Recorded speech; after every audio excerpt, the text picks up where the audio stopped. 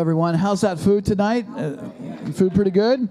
Awesome. So this is what we're going to do. We've got our raffle ticket lady. Can we put our hands together for our raffle ticket lady?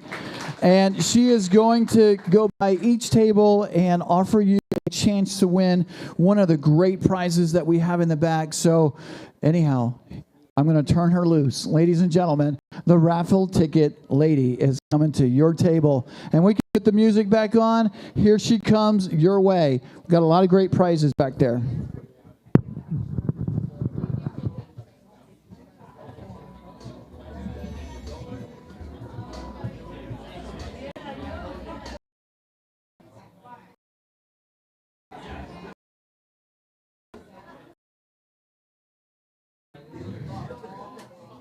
Continue to share that we are the hands and feet of Jesus, and our mission here is to really show others what Jesus wants for them to show. Our mission here is to really show others love and show us kindness. Hi, my name is Margie Seifert. I live in Florida.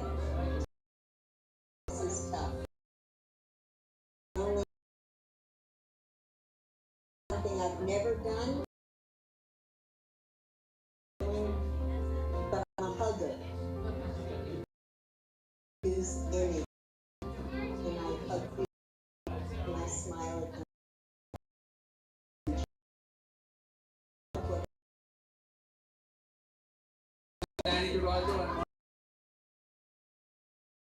Why we do this? We both are immigrants.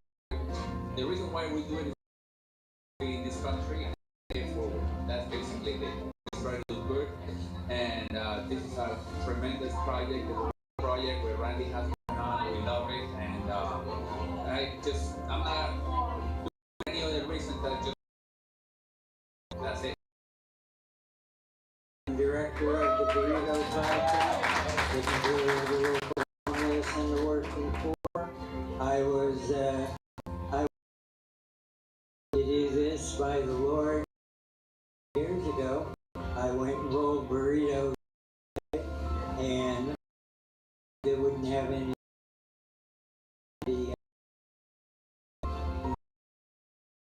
And I was hooked. It's like my addiction now, working for the Lord, taking care of His people and have needs that I can help meet. Connie, and I am here every the best place to be.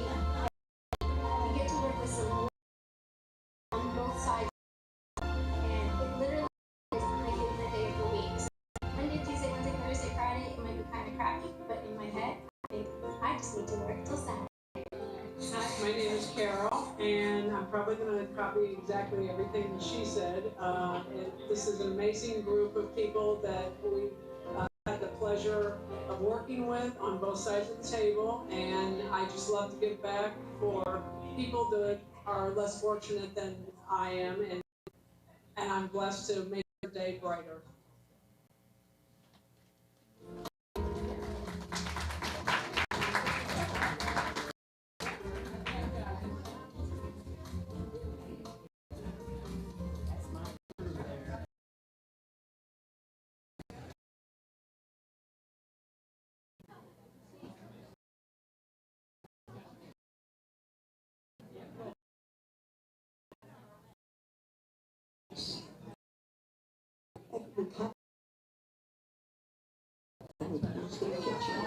Our church, and make sandwiches, bake cookies,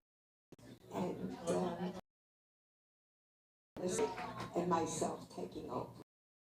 To thank all the it's Christ.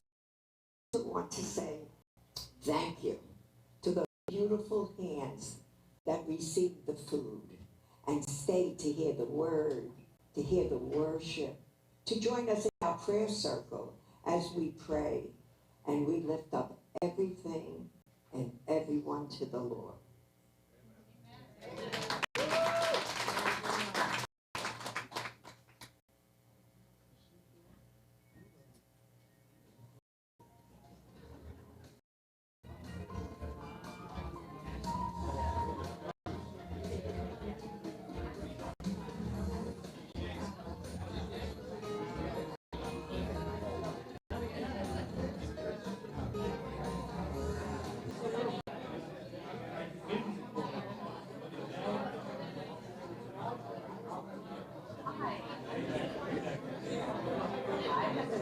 volunteering with the Burrito Project for about the past 8 years.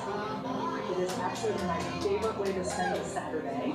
I have been blessed to have some skills that have allowed me to support myself for well over 40 years.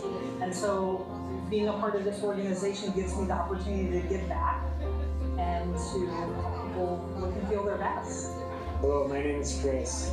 I come to the Burrito Project. I've been coming for about 3-4 years, maybe a little longer. And why I came is, I had a friend and I talked to him and said, I'm looking to do something more. He said, I have the perfect thing for you. And he brought me to the Burrito Project. And the first day, there was this young girl, 13 years old, maybe, dirty clothes and hardship. I tried to approach her and she ran from me. And Marge brought her over, fed her, and got her on the right path. And I felt like I meant to be here. If you're not feeling good about yourself, try and do volunteer work and see how you feel after. Because nothing but, God's blessing is what I feel. For the grace of God, go I could be in hardship like some of the people here. And, I feel extremely grateful for doing what I do here. Hi, my name is Melody Howarth.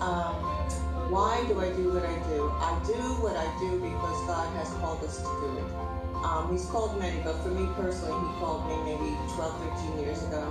And I started serving. I've always been drawn to the underdog, and I understand anybody can be on the street, absolutely anybody. I was very close, and I know that most people are 2 to 3 paychecks from being on the street. And it doesn't have to be dramatic, it doesn't have to be drugs, it doesn't have to be mental illness, it could just be life and maybe consequences of life. So they're human beings. God loves them, I love them, and we're here for them. The question really has to be, why do I do what I do on Saturday morning here with the Burrito Project? I've been doing it now for several months, and I just love serving the Lord. Love helping the homeless.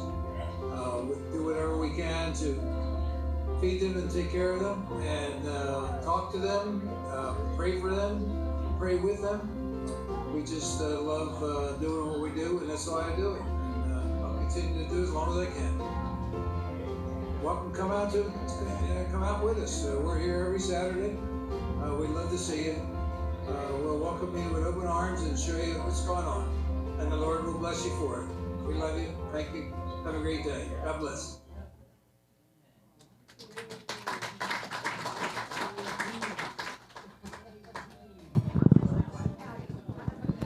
Well, I hoped you enjoyed your dinner.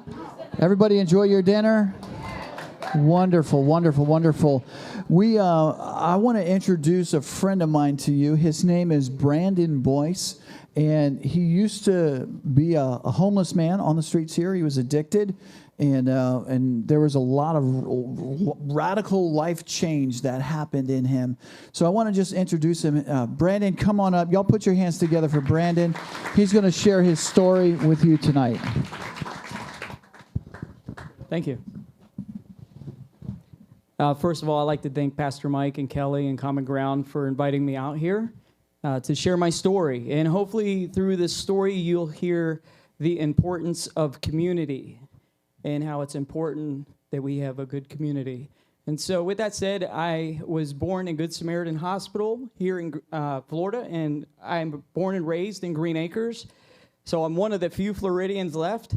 But yeah, I grew up in a good middle-class family home where I had a loving mother and a loving father. My mom was a human resource manager for Adelphia Cable before Comcast. And my dad he had his own construction company where he had 30 men that worked for him. And he was also a state champ kickboxer in the late 70s. So growing up, I wanted to be just like my dad. And my dad had his brothers, my uncles, who lived with us, who were homeless from time to time, and they also worked for my dad. And I had an older brother who lived with us, and the Boyce household was good growing up as a child. My parents spoiled me. They tried to provide everything that they didn't have when they were a kid. I remember getting a Nintendo when it first came out. I don't know if anybody remembers Nintendo. But I remember getting that one Christmas and getting a 3-wheeler, a go-kart, and just going on trips with my family. The only problem that in my house was my dad bought and sold drugs and used drugs, and so did my uncles. And in the late 90s, my uncles passed away from drug addiction. And it's no wonder my brother and I went down the same path as my dad. We watched my dad begin to destroy his life with drugs, to numb the pain, to escape the hurt of his brothers. And when I turned 18, my mom, who did not use drugs, divorced my dad and left the three of us. She could no longer see us destroy our lives with drugs. And the three of us went out and lived together. We worked together. We used drugs together. And we did everything together. And throughout my 20s, I ended up in and out of the county jail for drug possession.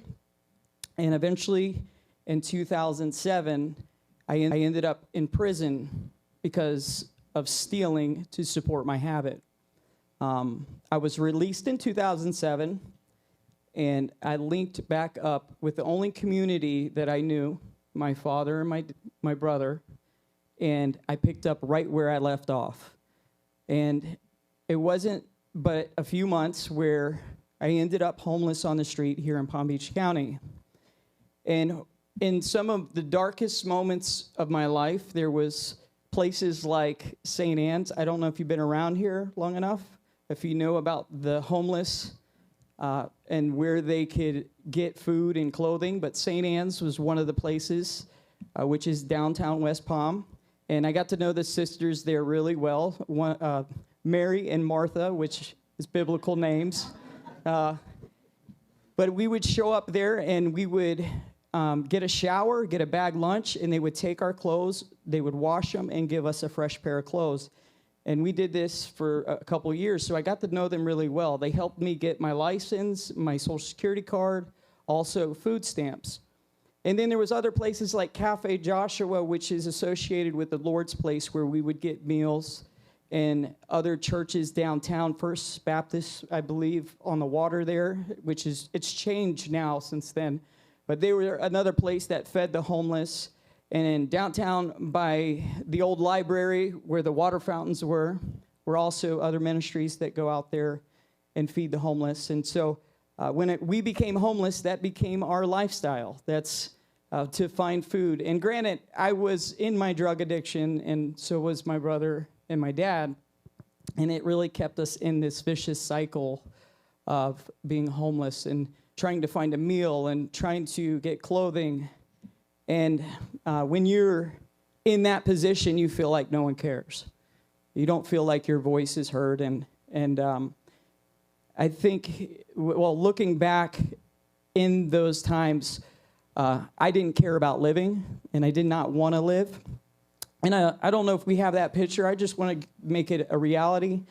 But that is my mugshot. That's what I looked like when I was homeless. It's funny because I'm kind of smiling in that picture. But so yeah, being on the street, and there was other places that we also went to. There was a church, if you've been here, again, long enough, you've heard of this church, Westgate Tabernacle. And Westgate Tabernacle in 2008 was on the news. They had a tent. They would invite homeless to come and stay. Well, I was one of the homeless that stayed there. My dad and my brother, all three of us, we went there, we stayed there. The requirement was to attend service 2 hours in order for us to sleep in the sanctuary. And there's nothing I hated more than to go into the church service and sing and praise and going through withdrawals and being at this low point in my life. Eventually, I got kicked out of that church. It's just a whole other story. I won't get into it. And ended up homeless on Summit and Military and slept behind a storage unit there and panhandled on that street corner. Eventually, I started to steal again to support my habit and ended up in the county jail facing 5 years.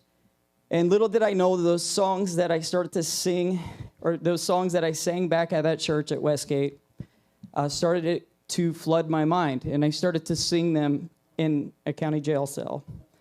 Songs like "Open the Eyes to My Heart," and then a song by Casting Crowns called "As Far as the East is the West." And so, if anybody knows a little bit about a jail, they don't have radios. All they have is TV. But anyhow, I started to pursue God to get me out of my circumstance and hoping that he would get me out of the 5 years.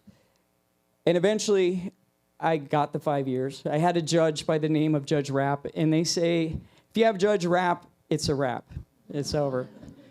And so I ended up getting the 5 years, and I was kind of mad that God didn't get me out of that situation.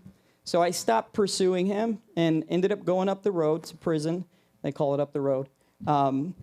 And when I got to a prison, Moorhaven Correctional, I started to pursue God again. I had a bunkie that would invite me to church. And I started to pursue God again. And eventually, in prison, I was still using. Believe it or not, you can get drugs in prison. I don't know if you're aware of that. So I had one community that was bringing me back to my old life, and then there was another community helping me to find a life full of purpose. And so I had 1 foot in and 1 foot out, and they say that is riding the fence, and I wasn't fully surrendered. And then I ended up going to another prison out in Pahokee, Florida, called Sago Palm Reentry. And at Sago Palm, I got there the first day, and I started listening to a Christian radio station called Way FM. And that was another community that was reaching out to me through a radio station. And I ended up using the first day I was there, but I put on this radio station. I heard a song by Chris Tomlin. It was called White Flag. It talked about a battle that rages in our heart, this fight we cannot win. We raise our white flag, we surrender all. God used that song to get me to surrender my life, because if I kept doing the same things that led me back to prison, I knew that I was going to be dead or back in prison. And I made a decision to surrender my life and pursue God and the things of God. And it started to place me in a community where people were wanting the same things. Volunteers would come in every week and pour into my life. I got to know a lot of the volunteers. One of the volunteers was Doug Ryan, who volunteered with Prison Fellowship. And another one was Lazaro Lopez. And I got to know them very well. And a lot of those volunteers I'm still friends with today.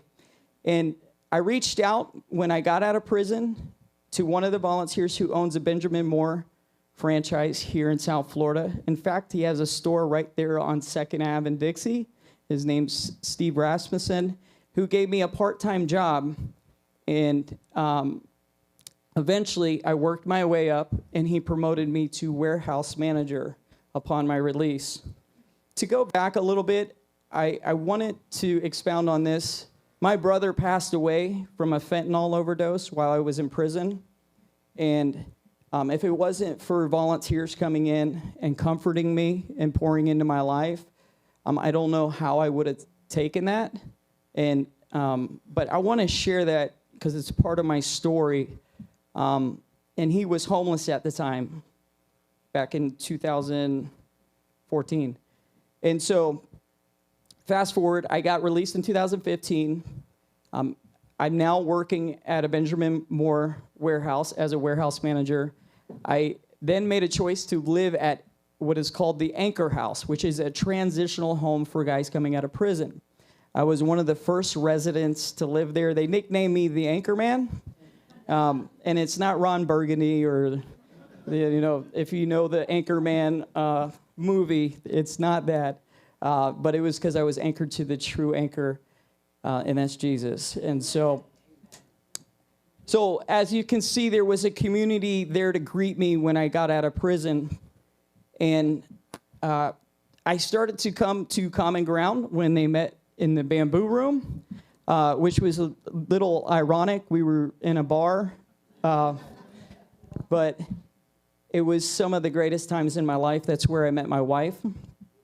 She was, We can give praise for that.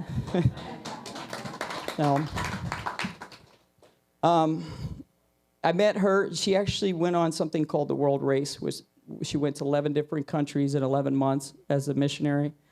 And when she came back, she was sharing her story. Excuse me. Need some water.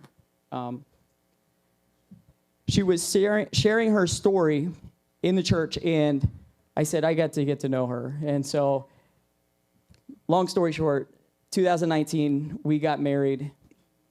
In 2020 we bought a house together. In 2021 we had our first child, and his name's Gideon Jonathan Boyce. And our second child was born in 2022. We didn't wait too long for the second one. And then we now have a 1-year-old daughter, or she'll be 1 in May 28th. And thank you. Sorry about that. So May 28th, she'll be born. But another thing is that I came on board with Prison Fellowship 4 years ago. And I don't know if you know too much about Prison Fellowship. And the reason why I was able to come on board was because of a volunteer by the name of Lazaro Lopez that I mentioned earlier. He got promoted, and he thought of me to fill in his position. So 4 years ago, I was asked to come on board with Prison Fellowship. And Prison Fellowship was started by Chuck Colson 50 years ago. And it's an amazing ministry. If you've heard of Angel Tree, they're also Angel Tree. But what I do as a prison ministry manager here in South Florida is I oversee 9 programs in 7 maximum security prisons, where it helps men go through a year-long class where they go through an inner healing discipleship type of program, which also has evidence-based curriculum in it. And so the community that was there in the darkest moment in my life, that to show me compassion when I was homeless, and to be there to offer services, and to really show that I was valued, even though that they couldn't see it, even though I was lost in my drug addiction, they sowed seeds of hope. And because of their faithfulness and because of what they did, I'm alive today, and I have...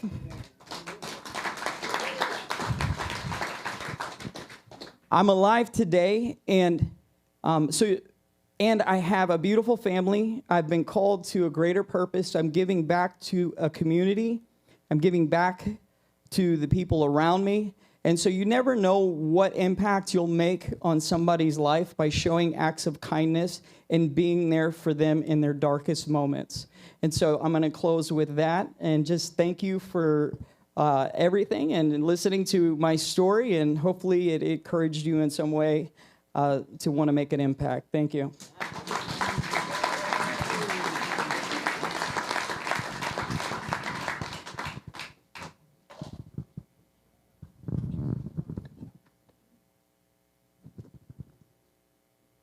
Hi, I'm Erin Ellis, and I work with Keller Williams Innovations. We're located in Boynton Beach, and every year, one day we close our doors and we come and give back to our community.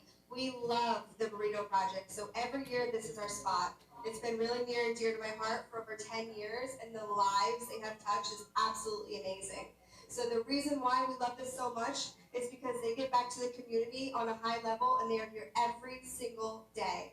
This is a community that we want to keep supporting.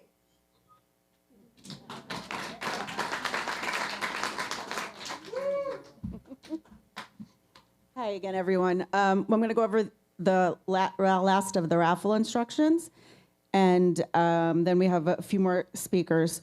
So in the back, as we said, there's 2 QR codes. Alexis and Kim will be back there. Put the ticket in whichever cup that you want, and if you want to bid on the silent auction hotel packages, you just write your name down, and your bid starts at $200, and then the highest bidder at the end of the night wins the hotel package. Our goal tonight is to raise $25,000, And this year we are celebrating 20 years as a 501c3 public charity in good standing with the IRS, holding a gold seal with GuideStar. Oh, by the way, we are going to raffle the tickets off at the end. The newest program that we are hoping to launch is for the working poor. Statistically, one of the greatest needs in Lake Worth Beach is for this group of people. People are housed, but it takes all of their budget that they lack food and security. We are proud to announce that Common Ground have begun a partnership with Ideal Nutrition in providing food for the working poor and their families.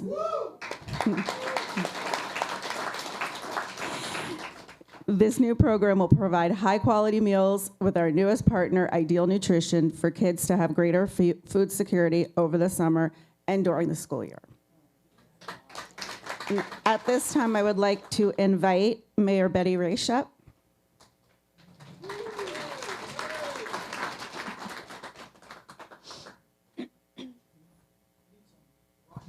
Thanks. Hi. Good evening, everybody. Hey, Rennie, you do great work. Thank you, what you do, really. I want to thank Mike and Kelly for what you do, for what you've created here. I know that you serve the community in many, many ways, and I thank you for that. Our community, as we all know, needs a lot of help.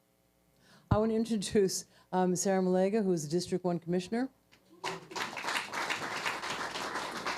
Vice Mayor Mimi May, who is District 3. And Anthony Segrich, who is District 4, this is his district. So I'm not going to take long. I just want to thank everybody. And I mean, these are such hard times, and everyone does the best that they can. And I love the fact that you're having this dinner tonight, because I see this as the first in a growing, everything starts somewhere. And to bring people together in just, fellowship with eating and just getting to know each other a little bit better, it's wonderful work, and we thank you.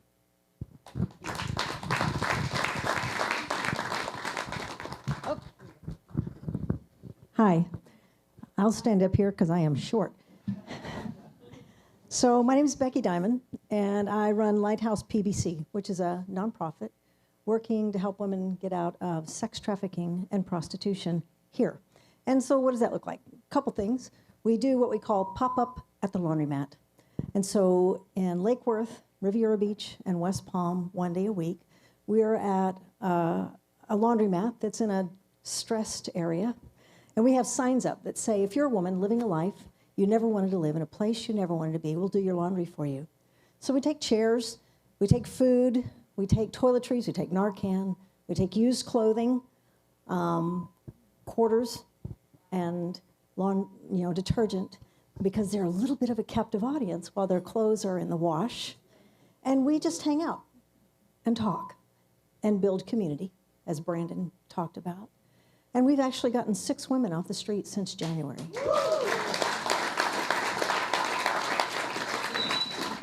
The tagline is shining light, bringing hope. Because for someone who's on the street to contemplate getting off requires hope.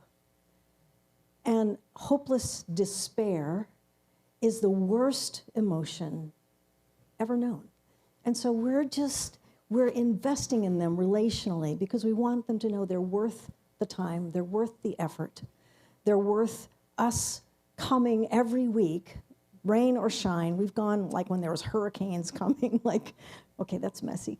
But that's what we do. I'm a licensed mental health counseling, so I provide trauma therapy, and we'll walk with them through detox and rehab, give them money for toiletries and that kind of stuff while we're there. And the bottom line is, when I came to faith when I was 20, there was a woman that invested in me, and I'm not sure I would be serving God now, except for her influence. Everybody needs somebody who goes, hey, where are you? I miss you. You're important, right? And this gal, Sandy, I knew that if I walked, she would come looking for me and drag me back by the hair if she had to. Everybody needs somebody like that. So the other things we do, we run the John School in conjunction with the state attorney's office. If you get arrested for misdemeanor charges, separate classes for buyers, sellers. It was our objective to push back against both supply and demand. It's been wildly successful. I've had women in the class as sellers decide to leave the life that day We've had a number of men come up at the end of the class in tears going, I just never knew. I just never knew. I'm so sorry. We've had guys come up and say, how do I protect my 13-year-old? And so our next objective is a safe house, because when they get out of rehab, there's not a, Brandon talked about the Anchor House, kind of a landing pad for people just coming out of prison. These women need something to stabilize them with a community that cares. And so that's our next objective. And really appreciate you coming tonight. Appreciate your support. It does take a village. Thanks.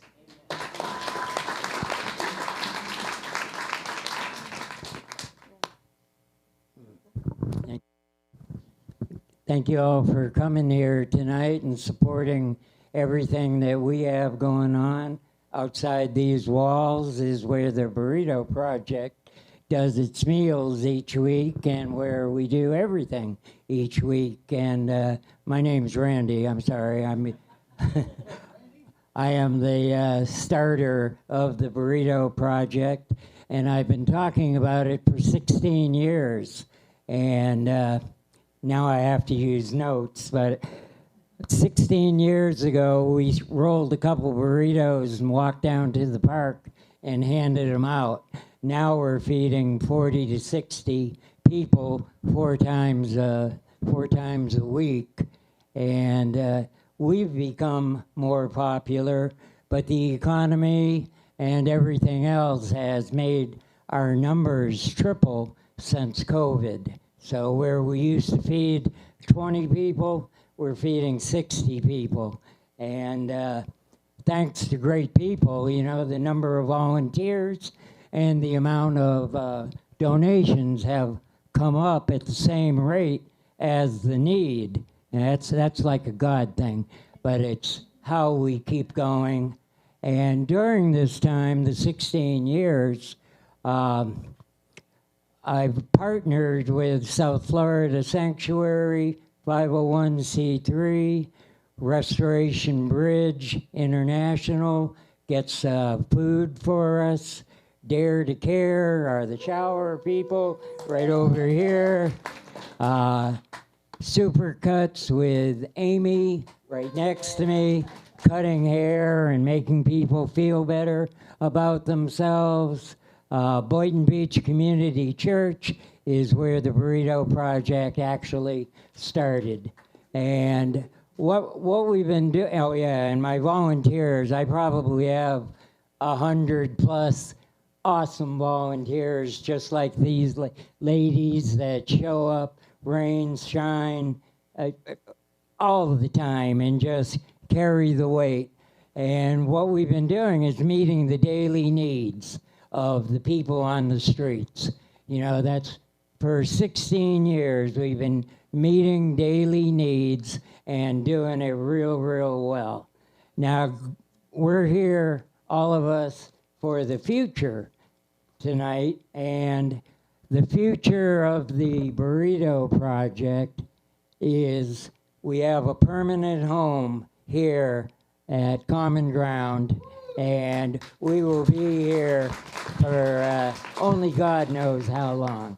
But the difference in the Burrito Project being here going forward is we'll always do the daily needs of the people in the streets, but soon we'll be not Lake Worth Burrito Project. We're going to be Burrito Project South Florida, 501c3, and we'll be on our own, raising funds, feeding people.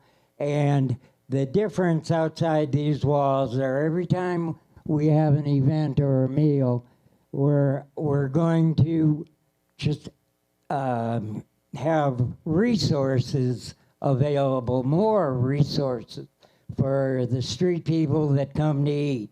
We're going to have like Rebel Recovery for all things about recovery.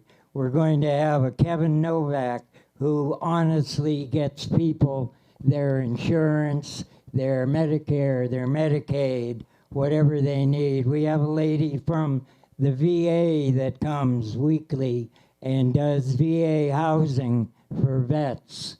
We have the Homeless Coalition Hot Team that can get people off the streets and into a shelter. We work closely with the Homeless Coalition. We work closely with Palm Beach Sheriff's Office, Homeless Intervention Team, which Officer Lasso is right over there. And I will get us some mental health resources somehow or another. We're going to jump into that. So that's what we're doing, and that's what we hope to continue to do for many years to come. Thank you. Thank you. Okay, we're going to start the raffle. One last push. If anybody wants to buy tickets, there's some with none in it, so you're guaranteed to win. There's 3 cash apps, and we take cash. Alexis and Kim are in the back. So open up your hearts, hands, hearts, and wallets.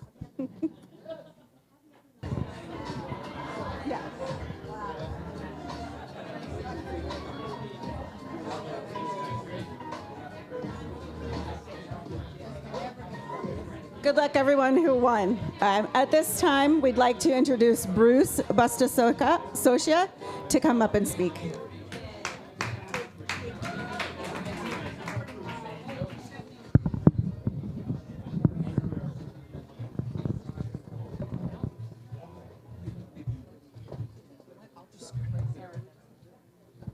Sorry, I'm like a bull in a china cabinet. I had no idea what I was walking into tonight. I got invited here, and I'm very happy that I came. Thank you, Pastor Mike, for the invitation.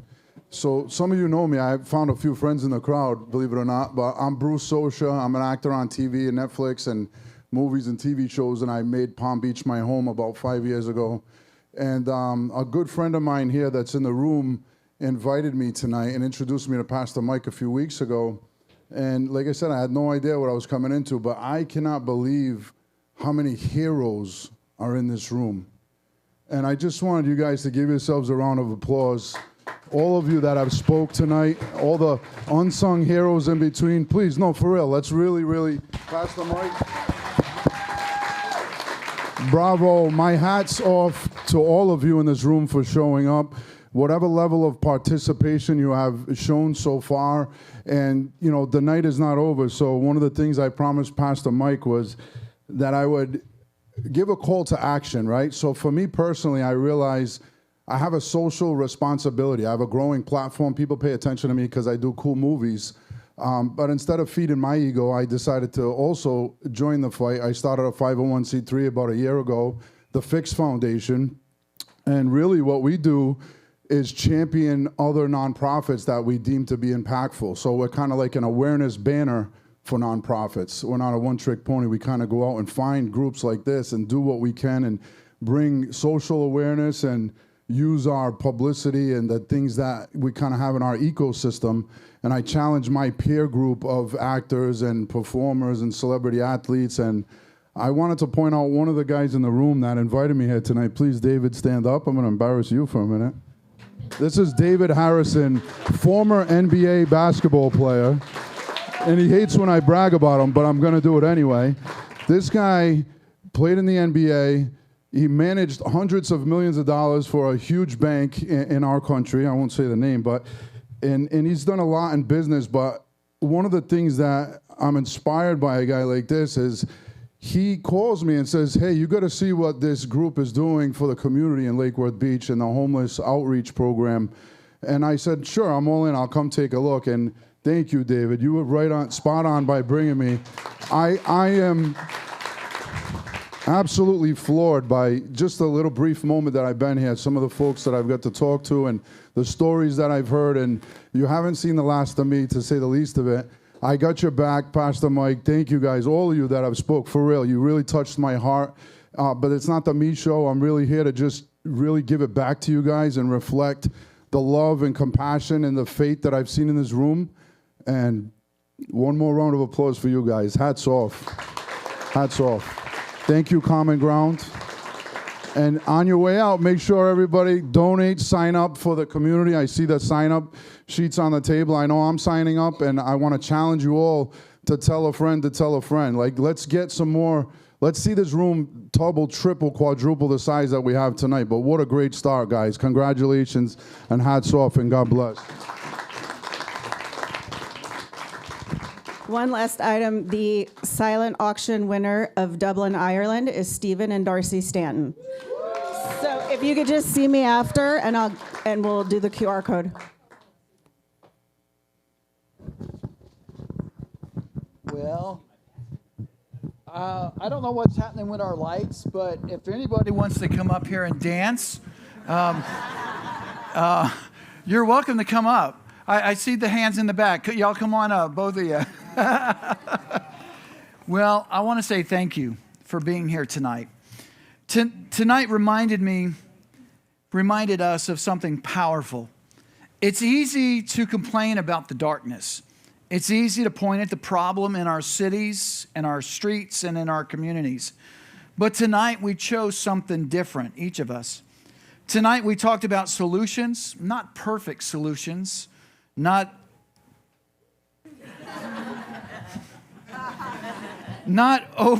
overnight solutions, but real steps towards lasting change. In the book of Exodus, when the Hebrew people stood before the Red Sea, they were trapped between fear and impossibility. And God asked Moses a question. What is in your hand? It wasn't a flashlight. It was a disco light. The problem was massive, but God used what was already in the hands of one willing person. And tonight, every one of us, every one of you brought something in your hand tonight. Some of you brought resources.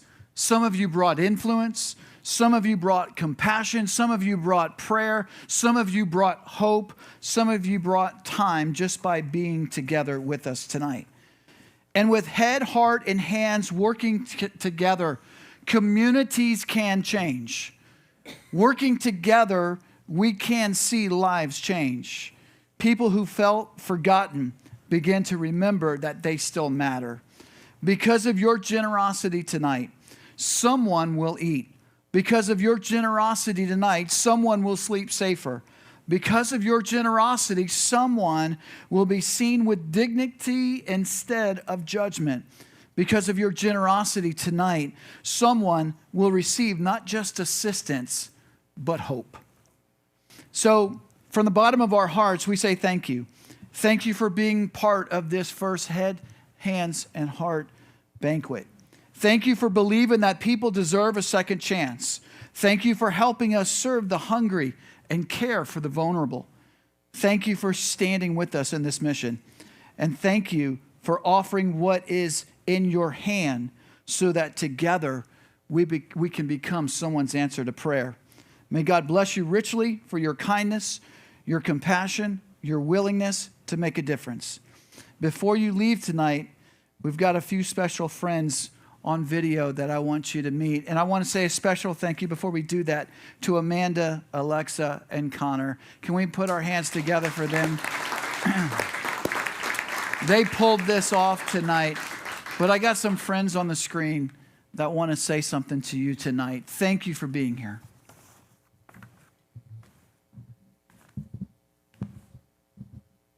Thank you. Thank you. Thanks for keeping me alive. Thank you. Thank you. Thank you. Thank you. Thank you. Thank you for coming tonight, and have a safe ride home. We appreciate all of you. God bless you. Have a good night.